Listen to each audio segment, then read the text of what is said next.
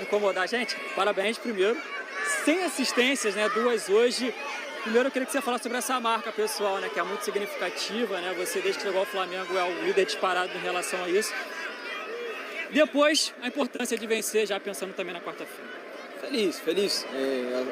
Sempre intento contribuir da melhor forma dentro do campo para o clube, para manter-nos lá em cima. Assim que é um número muito expressivo, grande, sabendo? feliz demais. Estava sabendo? Não estava sabendo não. Mas a gente veio aqui fazendo nosso papel, que era conquistar os 3 pontos, o mais importante para continuar lá em cima. Agora o foco é na quarta-feira, recuperar bem para ficar 100%. E o quanto do desempenho da força coletiva desde o início, mostrando que queria realmente pressionar, manter o estilo de jogo do Felipe, Pedro voltando a marcar também, sendo importante. Quanto o desempenho, resultado impactam na quarta-feira, Raja? É totalmente outra competição, mas reforça do que a gente está fazendo durante esse ano, nosso estilo de jogo. Assim que feliz por isso, por conseguir primeiramente o resultado. Como falei, agora é deixar tudo na quarta-feira. E por mais na quarta, então, Se eu buscar quiser, essa vaga. isso aí. Boa. Saúl, primeira vez sua como titular jogando 90 minutos. Quero saber como você se sentiu fisicamente, primeiro de tudo. Parabéns pela atuação. Gracias. Bueno, me he sentido bien, En estos momentos, cuando estás en esta etapa como yo, como de pretemporada, entrando, el primer partido que jugué me encontré muy bien, el segundo también, luego contra Atlético Mineiro la verdad que me costó mucho físicamente en esos minutos que entré. Luego estuve 2 partidos que no tuve minutos y hoy 90, ¿no? Creo que poco a poco la progresión va siendo buena. Hoy me he encontrado físicamente bien, creo que eso de empezar de inicio y calentar y entrar en el ritmo del partido desde el principio, pues te ayuda a coger ese ritmo. Hoy, lógicamente, jugué un poco más sencillo, no quise arriesgar mucho la bola, no jugar a lo mejor muchas veces hacia adelante, cuando realmente sí que podría haber jugado hacia adelante, pero es el primer partido, quería coger confianza, coger sensaciones positivas y creo que ha sido así. Creo que es una pena también el último gol que hemos encajado, que no queríamos recibir gol, pero creo que es un partido muy sólido, muy equilibrado durante todo el partido. E o quanto essa vitória aqui vai trazer de positivo, de impacto para quarta-feira aqui mesmo em uma outra competição, Saúl? Bueno, es muy importante, sobre todo como lo hemos hecho. Creo que hemos sido un partido que ellos no han tenido muchas oportunidades, la segunda han tenido un par de tiros de fuera del área, pero todo lo demás no hemos tenido, por así decirlo, trabajo o peligro real, ¿no? Entonces creo que eso es muy bueno, habla muy bien de todo el equipo, de los delanteros cómo presionan, de todo el equipo, de todo el bloque, y eso es muy bueno y es una línea a seguir, que tenemos que seguir así todos y dar importancia a cada balón como hemos hecho hoy. Ha sido un partido para mí muy bueno a nivel colectivo. Né, a bola chegou mais.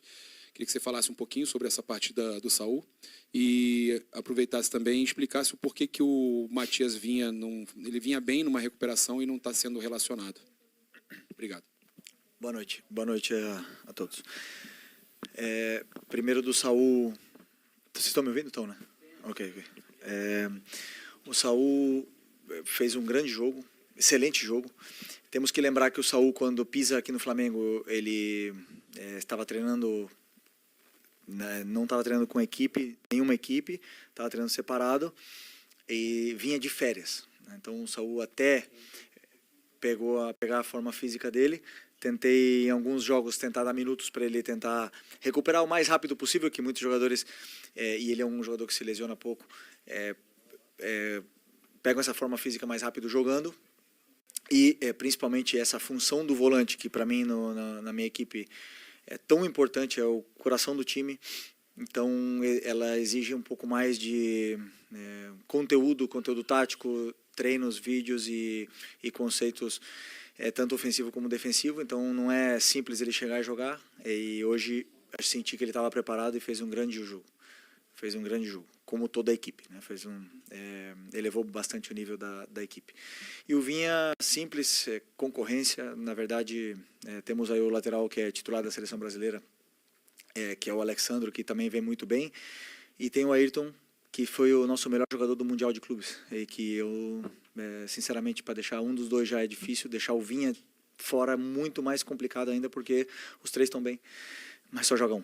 E eu já falei isso para vocês faz 2 meses atrás, né? Quando você tem muitos jogadores, o coração do treinador muitas vezes... Eu gosto de tê-los, mas o coração do treinador sofre, né? Não durmo bem, eu tenho que decidir pelos que começam, pelos que vão entrar, os que vão ficar no banco, as trocas, possíveis trocas, e muitas das vezes agora ele está ficando fora até mesmo pela lesão grave que ele teve e vem numa evolução. Mas ressaltar, o grandíssimo jogo outra vez do Ayrton e tá bonito de ver a disputa pela titularidade. Felipe, boa noite. Boa noite. O Inter hoje veio com um time alternativo, um titular só. O que tu viu de semelhança com o time titular e que tu pode levar para quarta-feira? Obrigado. Bom, tínhamos algumas informações aí que saíram na imprensa de que o Roger poderia optar por não colocar os principais jogadores, mas, se eu não me engano, 5 ou 6 desses jogadores que jogaram hoje foram titulares durante algum momento dessa temporada, são grandes jogadores, uma grande equipe. O ataque é um ataque muito perigoso, na qual nos criou muita dificuldade para poder defendê-los, né? Borré, eu joguei com ele, sei a qualidade que ele tem, um grande jogador. O Valência é um cara que já fez gol contra nós ano passado, é muito difícil. O próprio Vitinho, é um jogador muito imponente num contra um, criou chances até de perigo. Mas o que eu percebo do jogo é que dá para ver o modelo do Roger muito bem enraizado, independente do jogador que jogue, né? Então, independente dos nomes que jogassem, nós queríamos vir aqui ganhar e vamos pensar da mesma forma na quarta-feira. Temos que fazer um jogo perfeito para poder vencer outra vez.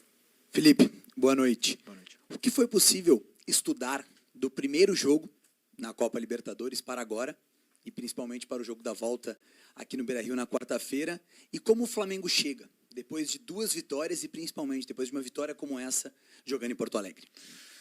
Bom, sempre todos os jogos, né, nos oferecem. Eu sempre falo que é um guia, né? O jogo é um guia, ele guia pelo caminho que você tem que primeiro melhorar a sua equipe, corrigir os erros. O primeiro jogo nosso da Libertadores nos deu essa guia do que estava acontecendo no campo e que não conseguíamos gerar vantagens em alguns momentos. E depois eu esqueci o que tu falou. Ok. Isso. E sempre é importante para mim vencer. O futebol é um estado de ânimo, é confiança, e o jogo da quarta-feira, na verdade, na minha visão, começa hoje, né? Você tem que sempre tentar ganhar, não cometer erros para você chegar sempre com confiança, para poder dominar a bola, para você conseguir dar o passe com a força certa. Você tem que estar sempre bem, independente do jogo que venha pela frente. Então, hoje era o jogo de hoje e a partir de amanhã vamos começar a pensar no jogo de amanhã, de quarta-feira. 24 horas com jogadores aqui em Porto Alegre permanece. Queria te perguntar como você vai trabalhar com jogadores, porque já foram 2 duelos, 2 vitórias, só que quarta-feira é um grande jogo, né? Você tinha dito que o da quarta passada era o mais importante, agora é esse o mais importante da temporada. Como vai ser esse trabalho com jogadores e também a nível de escalação? Porque o De La Cruz voltou hoje, né? Você tem o Saúl também presente dentro do meio de campo. O que o jogo de hoje te mostrou e como você vai trabalhar com jogadores para manter esse nível e buscar a 3ª vitória contra o Internacional? Obrigado. Bom, primeiro que vai ser um jogo completamente diferente do que foram os outros 2, né? Como você falou, são poucos dias até lá, mas na verdade dá para fazer ajustes em função do que aconteceram nesses jogos. Eu vou fazer e com certeza o Roger também. E vai ser um jogo completamente diferente, como você falou até então, o jogo mais importante do ano até agora. E temos que fazer um jogo perfeito para poder passar, porque não é fácil jogar aqui e ganhar aqui dentro. Ô Felipe, essa situação que o Flamengo está passando agora, né, de enfrentar o Inter numa sequência, como jogador já deve ter acontecido contigo, e esse resultado de 3-1, você acredita que ajuda em quê para quarta-feira? O aspecto psicológico, a confiança aumenta? Você acha que essa vitória ela dá um embasamento psicológico maior para a quarta? Não, eu penso que reforça a ideia perante ao grupo, reforça a força que tem esse grupo, esse elenco, né, que aonde vai jogar, contra quem for, sempre pode competir da mesma forma, independente dos jogadores que joguem. E isso, para mim, é o que faz um elenco forte poder competir por essa competição tão difícil que é a Libertadores, né? E também, talvez a mais competitiva de todas, que seja o Campeonato Brasileiro. Mas, como eu falei, nos dá uma confiança, para esse jogo de quarta-feira, mas o jogo de quarta-feira é outra história. A partir de amanhã nós começaremos a falar do jogo de quarta-feira, vai estar outro ambiente no estádio, vai estar outro ambiente no gramado, é outra bola, muda absolutamente tudo e nós vamos ter que fazer um jogo, como repito outra vez, praticamente perfeito para poder vencer aqui dentro. Boa noite, Felipe. Boa noite. Eu queria saber quais os fatores negativos, os pontos negativos que tu conseguiu explorar do time do Inter para uma vitória, uma consolidação dessa vitória tão cedo do time do Flamengo, e como é que tu pode explorar esses fatores, né, de vitória, consolidação de vitória tão cedo para o jogo da quarta-feira?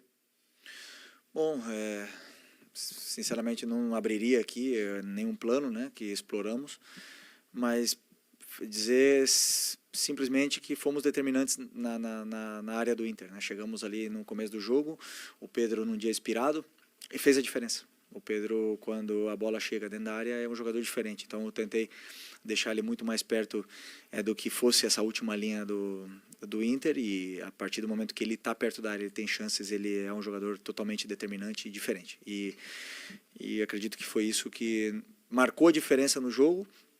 E depois, no segundo tempo, conseguimos manter o nível e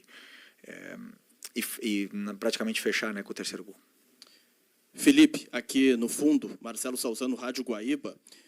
Você espera o Internacional já fazendo uma pressão muito grande desde o início, ou por fazer 1-0 pode administrar ali depois para sair, tentar fazer o gol?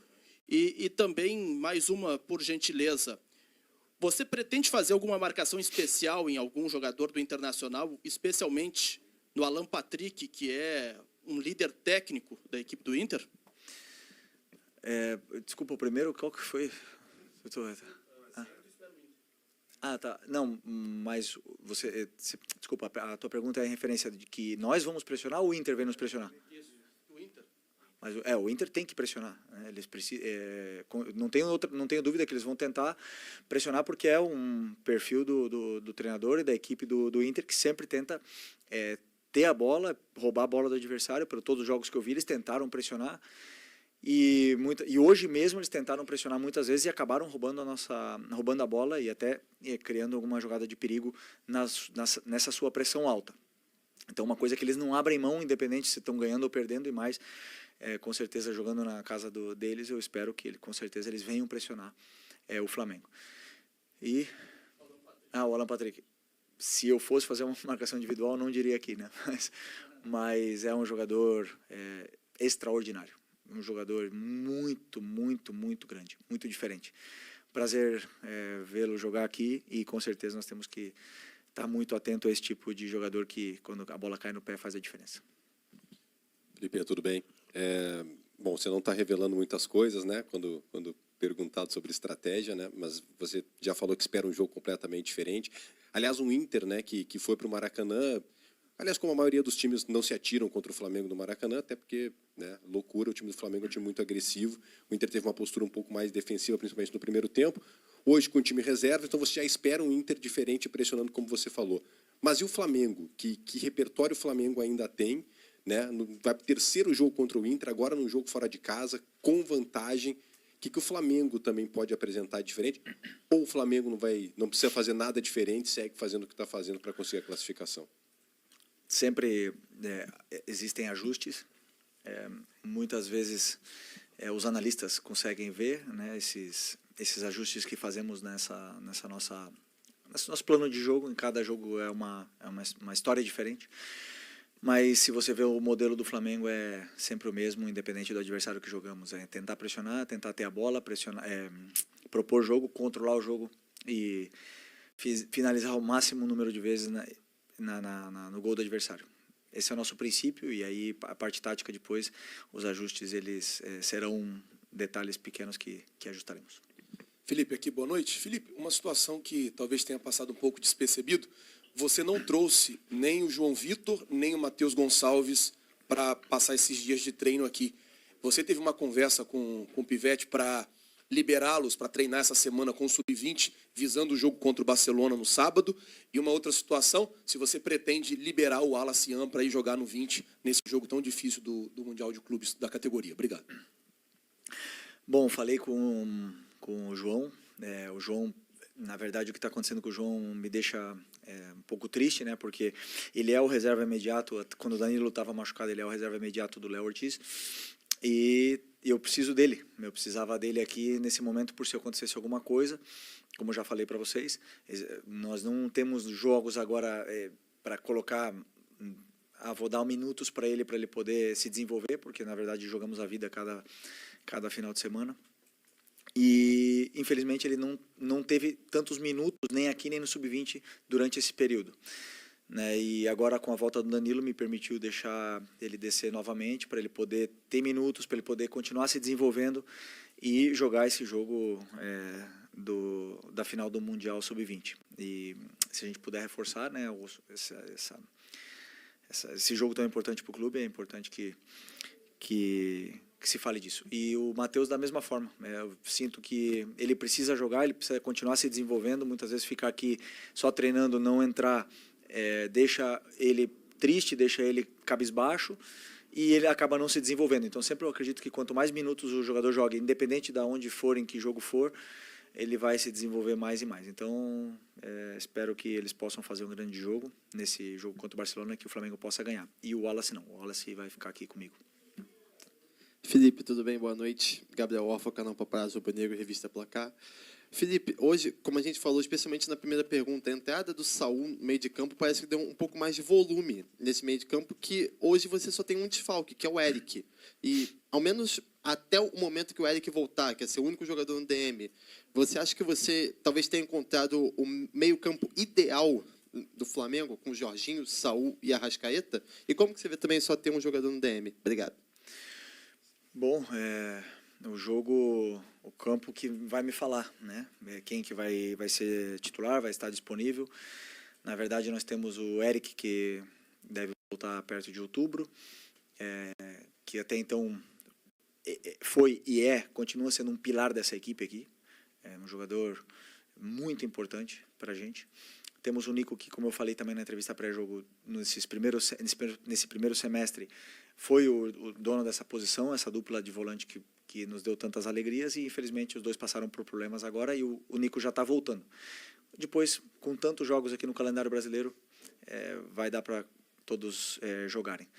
E o importante é isso, que elevem o nível e que compitam entre eles. Felipe, boa noite. Gilberto Júnior, do canal Flamelo. Queria te perguntar sobre a entrada do Danilo no lugar do Léo Ortiz. A gente sabe que é uma grande sequência da dupla, Léo Ortiz e Léo Pereira. Ele entra na vaga do Léo Ortiz. A minha pergunta é se o Léo Ortiz da dupla, né, se o Léo Ortiz seria o mais com maior nível de cansaço com toda essa sequência de jogos.